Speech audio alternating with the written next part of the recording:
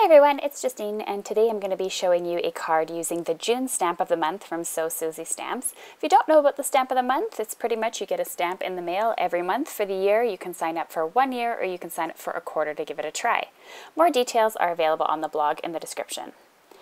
Alright, so I'm going to start off with this matte paper. It's a paper from Tim Holtz, and I'm going to be distressing it using a nail file.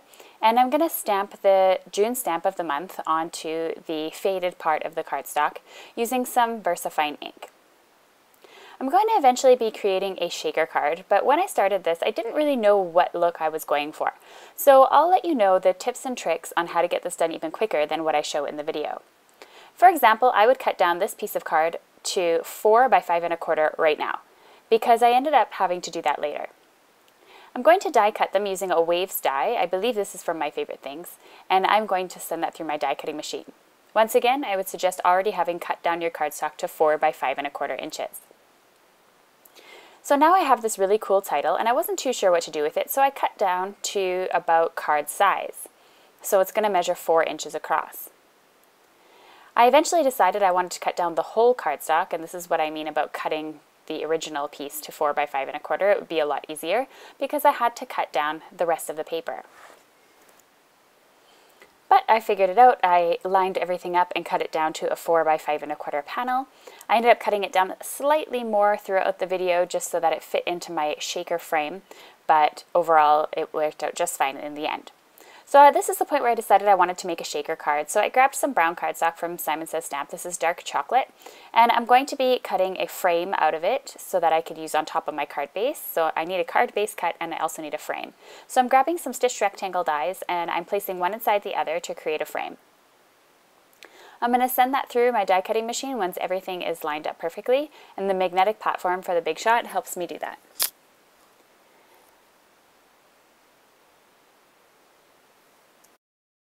Once that is finished, I have my frame for my shaker card and it's ready to go. So first of all, to start making it into a shaker card, I'm going to fold up my card base, and then I'm also going to add a transparency sheet to the inside of the shaker card. If you're using a stitch die, you'll know which one is the inside of the card because the stitching won't be as adamant as it is on the front. So I'm just using some Tombow Mono liquid adhesive and sticking down that transparency sheet. And now I have my window for my card.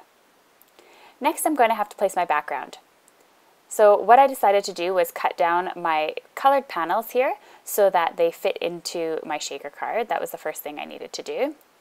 And then second of all, I needed to place my sentiment. So I placed my sentiment on the outside of the frame, and I'm going to place the other 2 pieces of the map on the inside of the frame. So what I needed to do was pretend place my shaker card. Then I had to slip in the top pieces here so that the die cuts lined up. And then I had to just pull off the front and glue them in place as is.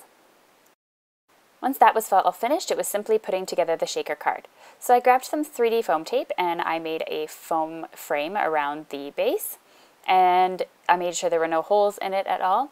Now there are easier ways, I guess, to create a shaker card. A lot of the times people like to put the beads inside this area rather than leaving them on the card, but I had no problem just shaking out my beads. A couple of them kind of strayed away now and again, but overall I found this to be the easiest way.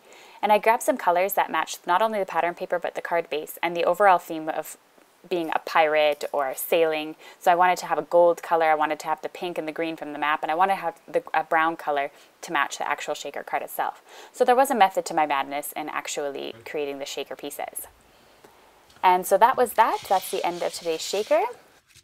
And I hope you enjoyed this card. Be sure to subscribe to our YouTube channel here since we're brand new with the YouTube channel. If you'd like to get the stamp, you'll have to either purchase the full year of the stamp of the month or you have to purchase the 2nd quarter before it's too late. Here you can click on the moving video to check out our last video on how to use the mirror image stamp. You can click to subscribe to our channel, and below in the description you can check out all the supplies used. Thanks so much for watching.